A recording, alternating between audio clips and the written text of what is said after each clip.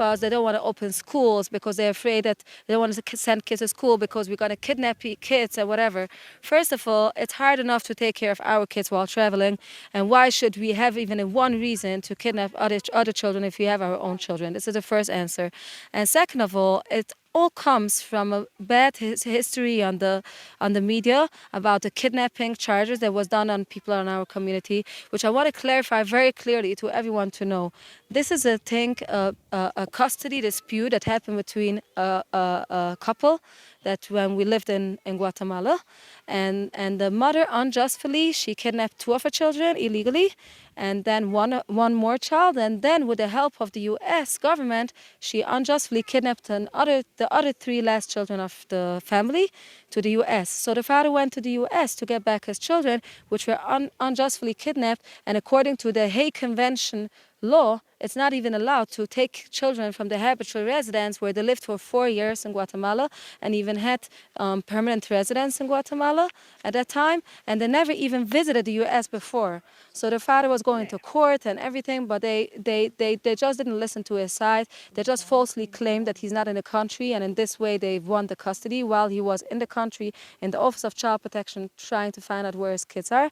And the kids were suffering the hell. And the 2 bigger children were telling people and approaching people from our community and contacting them and crying to them and sending letters, which I could provide to any of you if you want, that they wrote, they said with their blood, with tears of their eyes and the blood of their heart, that they're going through the hell from the mother and their helpers, especially from the helpers of the mother that just try to take revenge on us. And they asked for help to get out of this bad nails that touch them. And they suffered abuse, physical abuse, mental abuse, and some of them even sexual abuse by the haters of our community. And they did not even, the 2 older ones did not even live with the mother one day before the supposed kidnapping. At the day of the supposed kidnapping, when the children arranged the rescue operation for themselves, they were in contact with outsiders to help to arrange the rescue operation for them to get out of the country and get back to their father. And this is not called even a kidnapping. Kidnapping means, if you check in any dictionary, any legal dictionary, what kidnapping means is removing by force a person. Removing by force a person wherever he doesn't want to, against his will. These kids were removed from their mothers. Helpers from their own will by their own request, and they were brought back to Mexico, and from there they were planned to go back to Guatemala to their father. And these people were unjustly sent back to the U.S. and were put in prison for over 3 years already by now.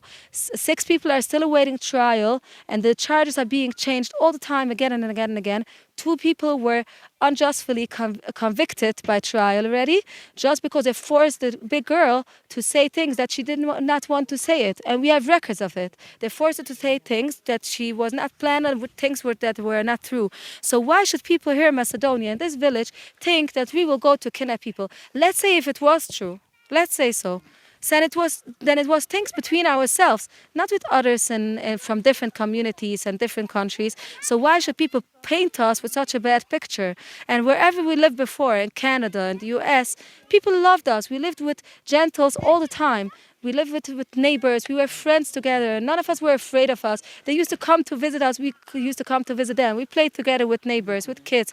And we had meetings together, lunches together, everything. So why make this bad impression and paint us like we kidnappers and we I don't know what, and all kind of bad things against us? And also, let's say, I want to touch the other part if you're ready to hear. They say young marriages, right? That we get young marriages. Officially, we do not do officially on purpose young marriages.